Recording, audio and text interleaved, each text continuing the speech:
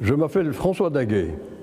Je suis le neveu et le filleul d'Antoine de Saint-Exupéry.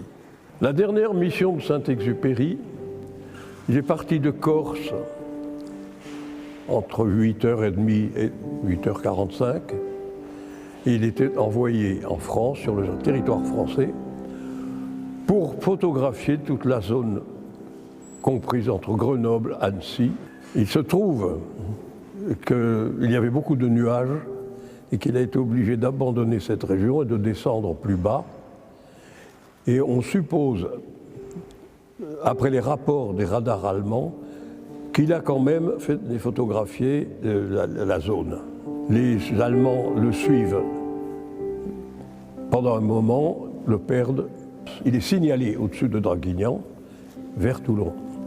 Pourquoi est-ce qu'il va à Toulon? Je suppose, c'est une supposition que nous avons, c'est que 31 juillet 1944, c'est le jour de sa mission, c'est à 15 jours du débarquement en Provence.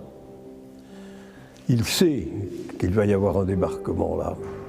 Comme il n'a pas pu faire sa mission dans les Alpes, il pense pouvoir la faire dans la région toulonnaise, pouvoir photographier toutes les défenses allemandes.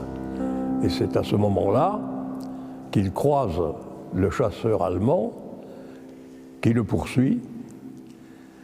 On ne sait pas si il s'en est aperçu, mais peut-être parce que, d'après le chasseur allemand, l'avion de Saint-Exupéry, le P-38, a accéléré, mais trop tard.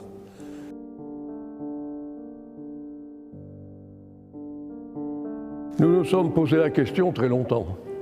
Nous ne connaissions pas, nous ne savions pas ce qui s'était passé. Et puis, nous avons fait des recherches. Nous avons découvert un jour, grâce à des amis allemands, le pilote qui avoue avoir abattu l'avion de Saint-Exupéry, le pilote, le P-38 de Saint-Exupéry. Donc, il m'a téléphoné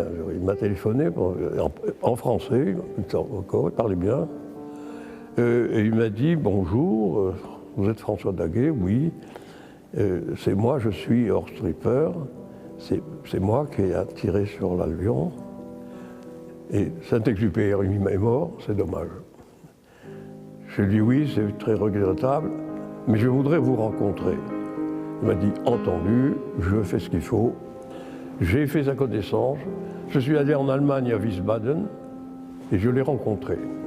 Je n'étais pas seul, j'étais avec deux amis.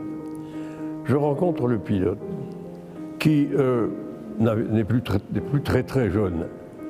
Je lui ai posé la question, je ne viens pas en ennemi, la guerre est finie, et je viens seulement pour que vous me disiez comment ça s'est passé. Comment ça s'est passé. Donc, il a été alerté, il a pris son avion, il s'est envolé, il a été à la recherche et il le voit. Il le voit et la suite, vous connaissez, il a été abattu, etc.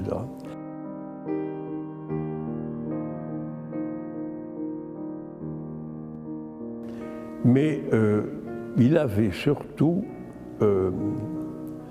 une inquiétude quand je l'ai rencontré, parce qu'il ne savait pas très bien comment moi j'allais lui parler et ce que j'allais lui dire. Et je me suis dit, cet homme a peur. Ça m'a été confirmé après. En effet, il a répondu à mes questions d'une façon très nette, si vous voulez. Il n'y a pas eu d'hésitation. Qu'en effet, il avait poursuivi l'avion et il l'avait abattu. Mais que c'est gentil de sa part, il dit « si j'avais su que c'était Saint-Exupéry, je n'aurais pas tiré ». C'est sympathique, mais en effet, il ne pouvait rien savoir. Et je ne le regrette pas, d'ailleurs, je ne le regrette pas, parce que cet homme, sur un certain plan, pendant 50 ans, s'est dit « c'est moi qui ai tué Saint-Exupéry », ça devait quand même être lourd. Et moi, j'ai voulu le libérer de ça en lui disant « je ne vous en veux pas, la guerre est finie, vous avez fait la guerre, moi aussi, j'étais de l'autre côté. Donc, faisons la paix, et j'espère que cet homme a été soulagé et a fini sa vie calmement.